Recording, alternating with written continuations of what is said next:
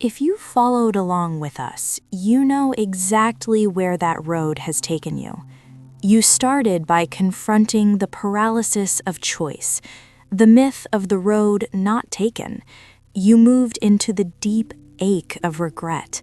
You felt the weight of starting over, the heaviness of becoming someone new. And then you faced something even harder, the identity death that comes with true growth.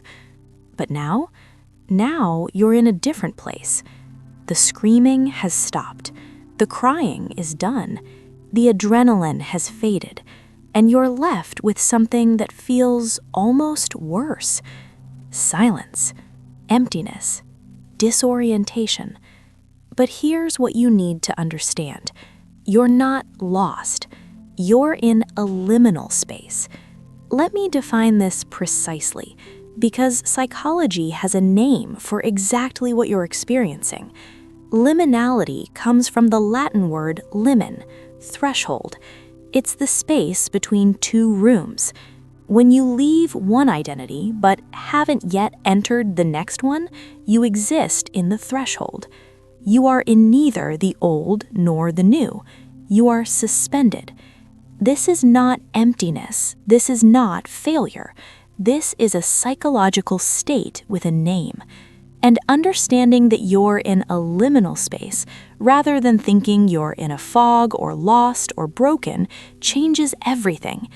Because the moment you can name something, you can work with it. You're not lost. You are in transition. You're not empty.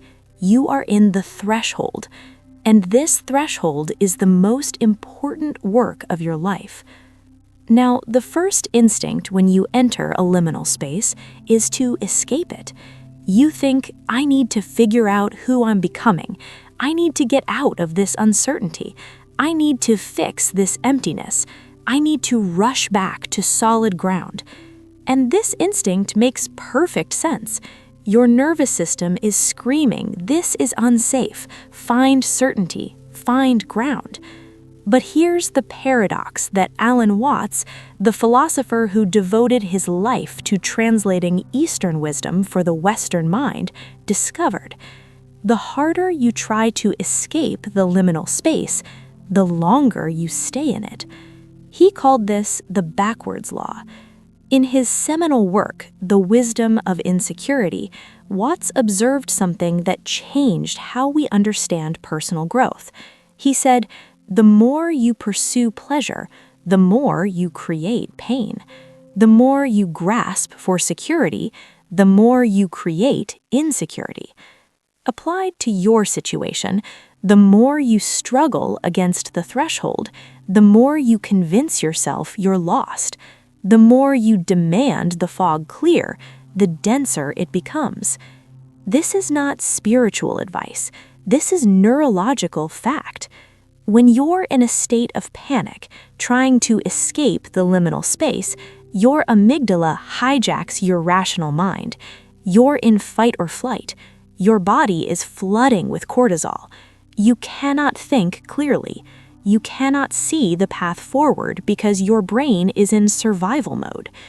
But the moment you stop fighting the threshold, the moment you accept that you are in the liminal space, not trying to escape it, something neurological shifts. Your parasympathetic nervous system engages. The panic subsides. Clarity becomes possible. Watts teaches us that the backwards law works in every direction. The more you try to sleep, the more awake you become. The more you try to be happy, the more you focus on your unhappiness. The more you try to find yourself, the more you lose yourself. But the inverse is also true. The moment you accept the threshold, you begin to move through it naturally.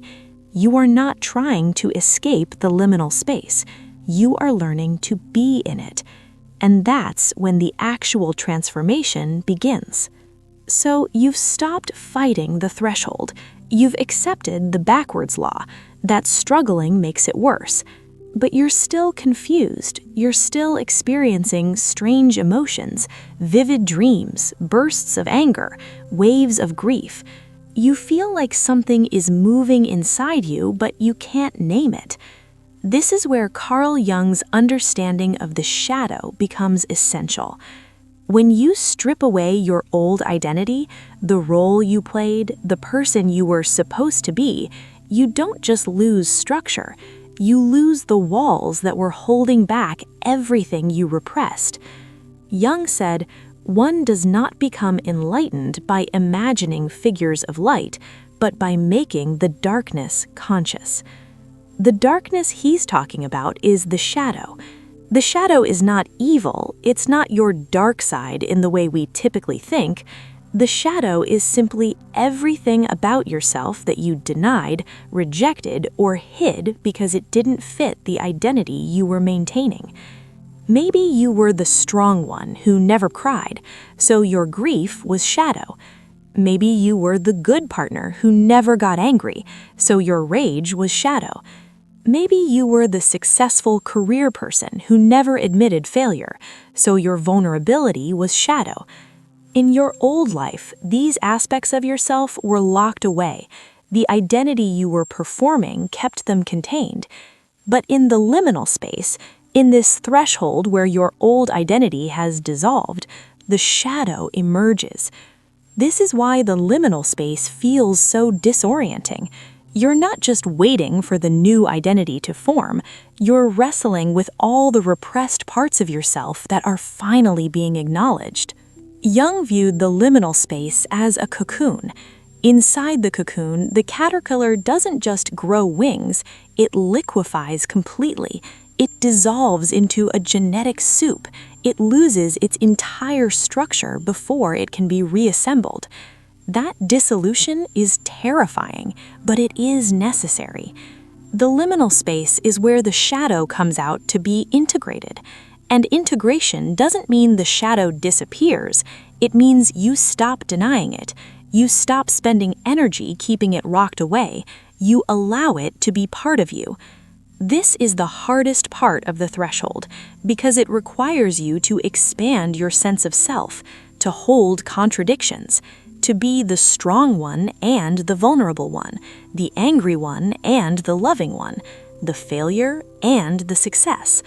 The liminal space is where you learn to be whole, not perfect, whole. So far, we've learned that the liminal space is not something to escape. We've learned that the confusion and disorientation is actually the shadow being integrated. But we still haven't answered the deepest question. How do I actually live this day to day? How do I wake up in a broken life and find the will to continue? This is where Friedrich Nietzsche enters.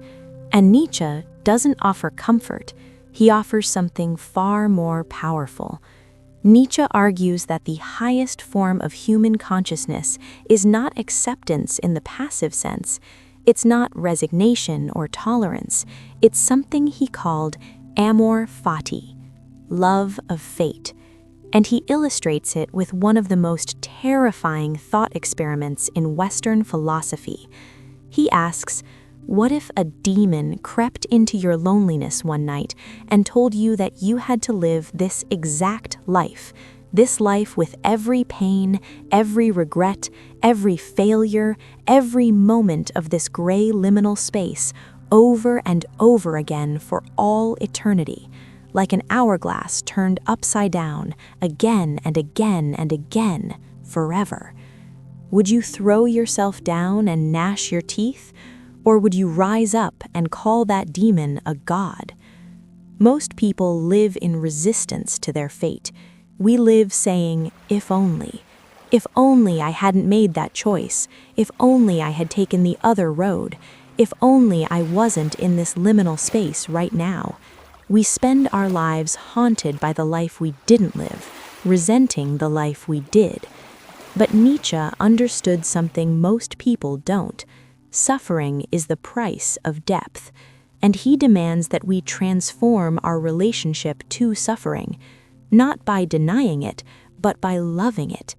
Amor Fati means looking at the very thing that broke you, the choice that led to regret, the identity that had to die, the liminal space you're in right now, and saying, I would not change a single thing. Not because it was good, but because it was necessary. Nietzsche believed that greatness requires the affirmation of everything necessary for that greatness. You cannot have the mountain peak without the valley. You cannot have wisdom without having first been ignorant. You cannot have resilience without having first been broken. The liminal space, this gray, disorienting threshold, is the raw material of your becoming. The moment you stop fighting it and start loving it, you stop being a victim of your circumstances. You become the alchemist of your own fate. You take the lead of your regrets, your failed identity, your dissolved sense of self, and you transmute it into gold. You realize, without the breakup, I wouldn't have found my independence. Without the failure, I wouldn't have found my resilience. Without this liminal space, I would never have learned to see in the dark. The pain is the bridge, and Nietzsche asks you to love the bridge. There is a Japanese art form that perfectly embodies what Nietzsche was trying to say about transmuting suffering into beauty. It's called Kintsugi. When a precious bowl is broken, shattered into pieces, the masters do not discard it. They do not hide the cracks. They do not pretend it was never broken. Instead, they fill the cracks with gold. They emphasize the fracture. They honor the history of the break. And in doing so, the bowl becomes more beautiful and more valuable than it was before. This is the culmination of everything we've discussed. You are the Kintsugi vessel, the liminal space. This threshold where your old identity has shattered is not a tragedy. It's the opening where the gold gets poured in. Alan Watts taught you to stop fighting the threshold. Carl Jung taught you to integrate the shadow that emerges in the threshold. But Nietzsche and Kintsugi teach you that the threshold itself is the masterpiece. Your broken life is your most valuable life. The cracks are exactly where the light gets in. You are not becoming someone new despite the liminal space. You are becoming someone new because of it. The dissolution is the design. And when you finally emerge from this threshold, when you step into your new identity, you will carry these cracks with you, visible, honored, filled with gold. That is Amor Fati. That is Kintsugi. That is the acceptance that matters.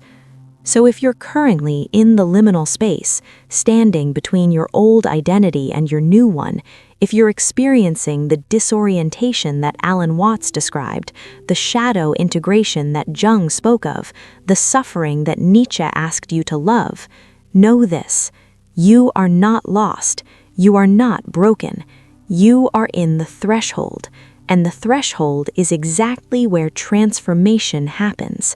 Stop fighting it. The backwards law teaches us that struggle makes the fog denser. Sit with it. Carl Jung teaches us that the shadow holds the keys to your wholeness. Love it. Friedrich Nietzsche teaches us that your fate, even this gray, confusing fate, is worthy of love. The liminal space is not a waiting room. It is the chrysalis. Inside it, you are being remade. Your old self is dissolving, your new self is forming, and in the space between, you are becoming whole. Your cracks are filling with gold, even now, especially now.